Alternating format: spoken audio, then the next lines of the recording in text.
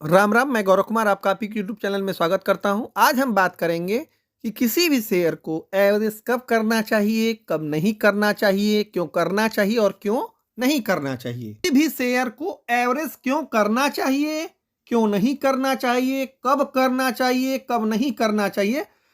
तो देखिए, जैसे इन्होंने कहा कि रेलवे शेयर को एवरेज क्यों ना करें, मैं क्यों मना कर रहा हूं।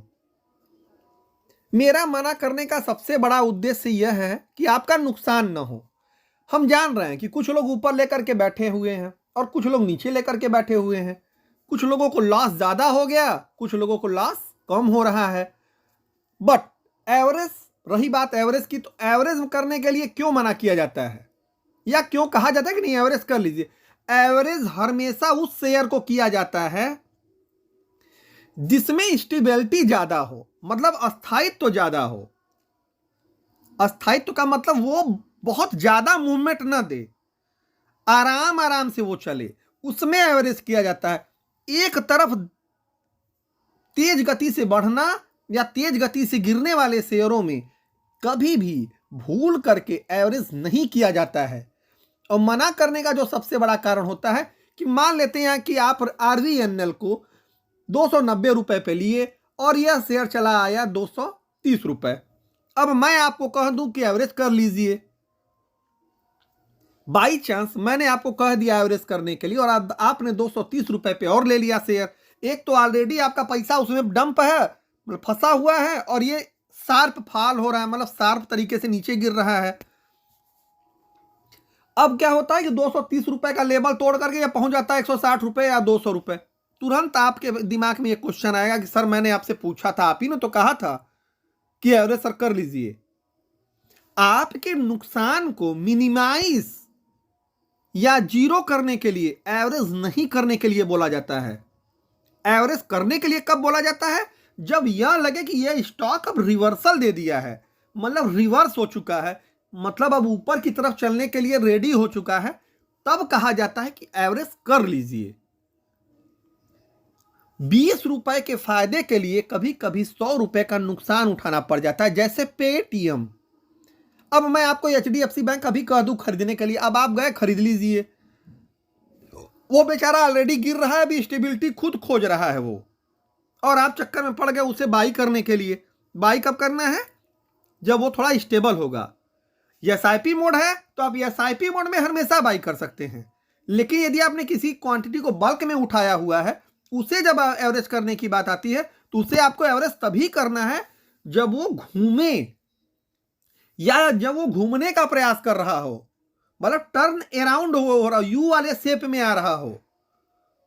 अब ऐसे इस फॉल में मैं आपको ये देख लीजिए, यहां पे देखिए आरबीएनएल का मैं चार्ट दिखा रहा हूं ये। अब इस फॉल में मैं आपको यहां एवरेज करने के लिए कह दूं, ये गिर रहा है नीचे, मैं आपको यहां पे कह सकता हूं जब ये ऊपर जाने लगेगा तो कि आप खरीद लीजिए, लेकिन मैं आपको यहां से नीचे उतरते वक्त नहीं कह सकता हूं क्योंकि आपका पैसा फंस जाएगा। तो मेरा सबसे बड़ा उद्देश्य है कि आपको नुकसान से बचाना या आपके नुकसान को मिनिमाइज करना।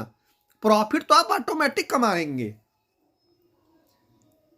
लेकिन आपका नुकसान जब मिनिमाइज रहेगा तब ना। नुकसान अनलिमिटेड हो तो प्रॉफिट जीरो हो जाता है। आपका नुकसान बचा रहेगा ना तो प्रॉफिट कमाने का आपके पास बहुत टाइम मिलेगा। पहले नुकसान कम करने, बंद करने इत्यादि पे ध्यान दिया जाता है, तत्पश्चात कमाने पे ध्यान दिया जाता है। तो एवरेज कभी भी भूल करके ऐसे स्टॉक में कभी ना करें, चाहे वो कितना भी अच्छा शेयर हो। एचडीएफसी बैंक से बढ़िया शेयर आरबीएनएल नहीं है। 20 आरबीएनएल को खरीद लेगा HDFC bank. HDFC bank Bharat की इकोनॉमी चलाता है, आरबीएनएल नहीं चलाता है। लेकिन क्यों मना किया जा रहा है एचडीएफसी बैंक में? क्योंकि इसमें चार्टर एक्टिव हैं, वो फॉल करा रहे हैं। आरबीएनएल में क्यों मना किया गया? कि वो अचानक से शार्प फॉल आया था। यदि आप उस टाइम पे एवरेज करते तो आपके फंसने के चांस ज्यादा होते। आपको फंसने से निकाला यहां जाएगा, फंसाने वाली प्लान तो बहुत जगह पे है। तो इसलिए किसी भी शेयर में तब एवरेज करिए जब उसमें टर्न अराउंड स्टोरी प्रारंभ हो गई हो, मतलब वो फिर से स्टॉक नीचे आकर के अपना बॉटम बना चुका हो, उसके बाद वो ऊपर जाने की तरफ अग्रसर हो, तभी शेयर में एवरेज करिए, नहीं तो बिल्कुल मत करिए। तो अब आप लोगों को अच्छी तरीके से समझ में आ गया होगा कि शेयर को कब करना है एवरेज, कब नहीं करना है। मेरे द्वारा HDFC बैंक और अन्य बहुत सारे स्टॉक के बारे में डिटेल एनालिसिस वीडियो मेरे वीडियो सेक्शन में डाला गया है, जिसे आप जा कर के बिल्कुल देख सकते हैं और समझ सकते हैं। जो भी नया है उसे आप हमारे लाइव सेशन में आकर के पूछ सकते हैं, या मेरे टेलीग्राम चैनल को भी आप लोग ज्वाइन करके पूछ सकते हैं। टेलीग्राम चैनल भी बिल्कुल फ्री है, उस पर किसी भी प्रकार का कोई हिडन चार्ज नहीं है। चैनल को लाइक, सब्सक्राइब एवं शेयर करते रहें और सभी लोगों की मदद करते रहें। धन्यवाद। राम राम।